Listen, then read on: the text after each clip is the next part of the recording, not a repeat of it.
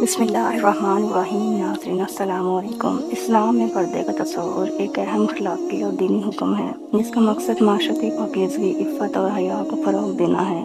پردہ مرد اور عورت دونوں کے لیے ہے، لیکن خواتین کے لیے اس کا خصوصی حکم ہے تاکہ وہ معاشرتی زندگی میں عزت اور احترام کے ساتھ رہ سکیں، کیونکہ پردے کا مقصد خواتین کی عزت اور پاک دامنی کو محفوظ رکھنا ہے۔ پردے کا یہ نظام اسلامی معاشرتی نظام کا ایک اہم حصہ ہے اور اس کا مقصد خواتین کو عزت دینا اور معاشرتی پاکیزگی کو برقرار رکھنا ہے۔ مگر افسوس اس بات کا ہے کہ کچھ ناقص عقل یہ سمجھتے ہیں کہ پردہ ترقی کی راہ میں رکاوٹ ہے، حالانکہ ایسا نہیں ہے۔ تو آئیے اس متعلق آپ کو ایک اہم قصہ سناتے ہیں۔ یورپ کے ایک ملک فرانس میں ایک سپر مارکیٹ میں برقع پہننے اور نقاب لیے خاتون کچھ خریداری کرتی ہے اور ادائیگی کے لیے کیش کاؤنٹر پر پہنچتی ہے تو کاؤنٹر پر موجود کیشیئر، جو ایک عرب خاتون تھی، برقعے والی عورت کو دیکھ کر نہایت نفرت سے کہنے لگی، ان مسلمانوں کو اپنا برقع اور نقاب اپنے ہی ملک میں چھوڑ کر آنا چاہیے تھا۔ یہاں فرانس میں آ کر انہوں نے ایک اور مصیبت میں اضافہ کر دیا ہے۔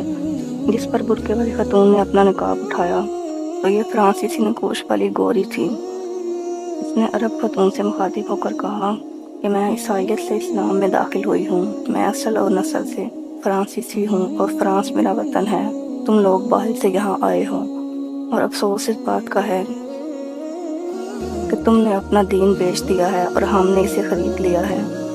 جس پر عرب خاتون کو بہت شرمندگی اٹھانا پڑی اور اس نے شرم سے نظریں جھکا لی، اور اس بات میں کوئی شک نہیں کہ یہ بے شک اور یہ ایک طرح حقیقت تھی۔